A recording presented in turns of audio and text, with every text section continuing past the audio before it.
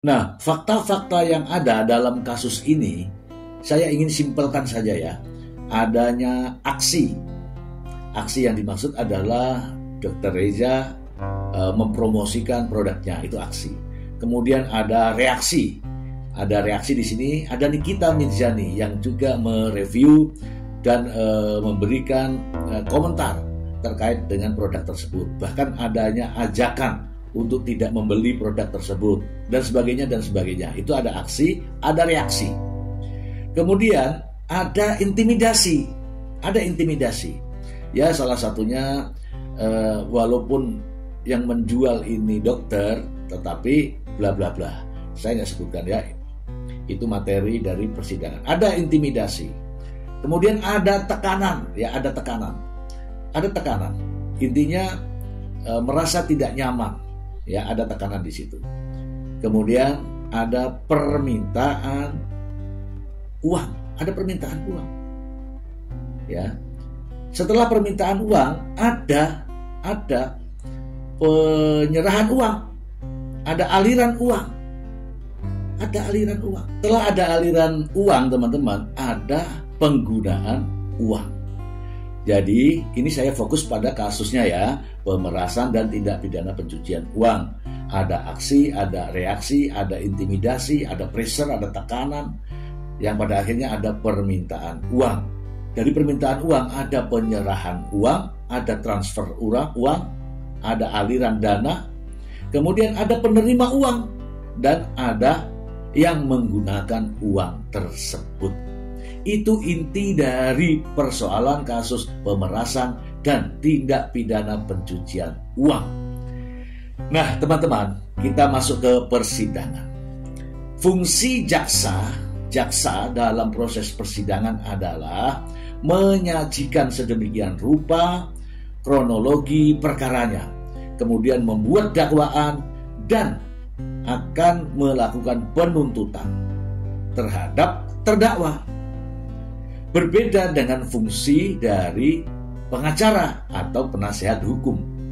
Sang pengacara tentu saja akan mencoba menarik persoalan ini, menarik fakta-fakta lain agar fakta-fakta yang sudah ada ini menjadi kabur atau setidak-tidaknya ingin mengaburkan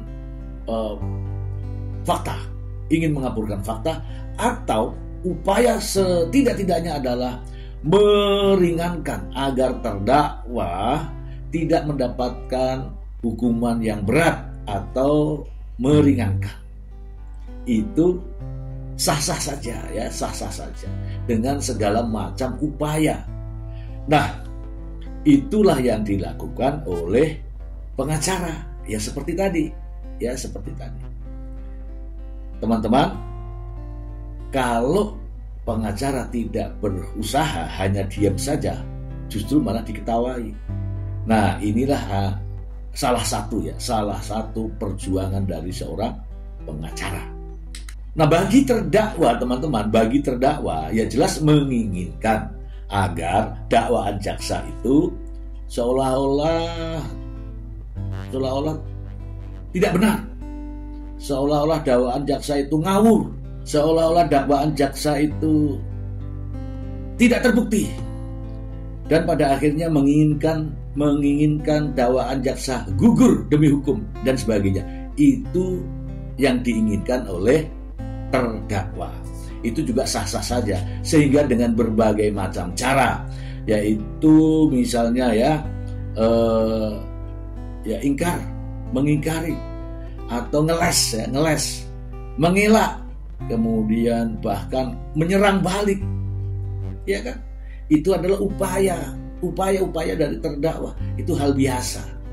Namun ingat, ada pada saat tertentu ada kewajiban bagi terdakwa untuk membuktikan kebenaran. Ingat ya teman-teman ya, jaksa penuntut umum mengajukan dakwaan, artinya apa? Jaksa memiliki bukti-buktinya atau minimal petunjuk-petunjuk tentang keyakinannya mendakwa seseorang melakukan telah melakukan tindak pidana. Dan seperti biasa, terdakwa pun akan mengelak.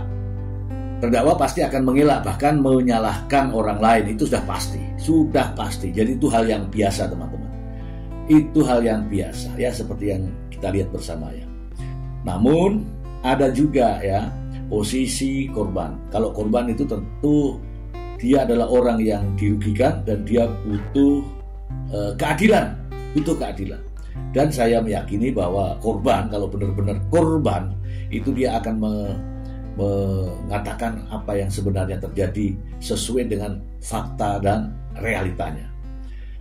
Tujuannya adalah untuk mendapatkan keadilan. Nah, dalam kasus yang sedang dihadapi oleh Nikita Mirzani, kita tidak bisa tinggalkan yang namanya Ismail Marzuki. Ingat ya teman-teman, ya, Nikita Mirzani ditetapkan sebagai terdakwa bersama-sama dengan Ismail Marzuki. Ismail Marzuki juga sebagai saksi daripada terdakwa Nikita Mirzani. Ismail Marzuki sebagai saksi mahkota. Keberadaan Ismail Marzuki ini nantinya ketika menjadi saksi terhadap terdakwa Nikita Mirzani akan menceritakan posisi dia yang sebenarnya. Bagaimana dia bisa menghubungi Dr. Reza Gladys? Bagaimana dia bisa melakukan transaksi dan negosiasi terhadap persoalan ini dengan Dr. Reza Gladys? Atas perintah siapa dia? Gitu kan? Nah, teman-teman, apa yang di dalam dakwaan, ya, apa yang tertulis dalam dakwaan terkait dengan isi WhatsApp tentang kalimat pesan, ya, bisa hancur kredibilitas Dr. Reza Gladys, saya jamin. Itu WhatsApp dari siapa atau pesan dari siapa, begitu ya. Nah, dari sini kemudian ada pertanyaan lagi. Nanti jelas Ismail Marzuki akan ditanya ini. Siapa yang menyuruh Anda? Oke. Siapa yang menyuruh Anda untuk menghubungi Dr. Reza Gladys? Kemudian mengapa Anda meminta uang senilai 5 miliar? Itu semua akan ada. Nanti Ismail Marzuki akan menunjuk bahwa itu dari Nikita Mirzani. Kemudian mengapa ada permintaan transfer ke nomor rekening milik PT Bumi Parama Wisesa, rekening BCA? Itu juga Ismail akan menjawab, itu dari Nikita Mirzani. Kemudian ada uang 2 miliar yang diminta di hari berikutnya setelah transfer 2 miliar. Itu arahan siapa? Mungkin Mail akan menjawab Nikita Mirzani. Ya kan? Dan faktanya adalah itu semua ada buktinya. Mail atas perintah Nikita Mirzani untuk menghubungi Dr. Reza, dan pada akhirnya ya, Mail juga menerima uang itu sebanyak 2 miliar dan diserahkan kepada siapa? Nikita Mirzani. Jadi ini semua nanti akan gamblang.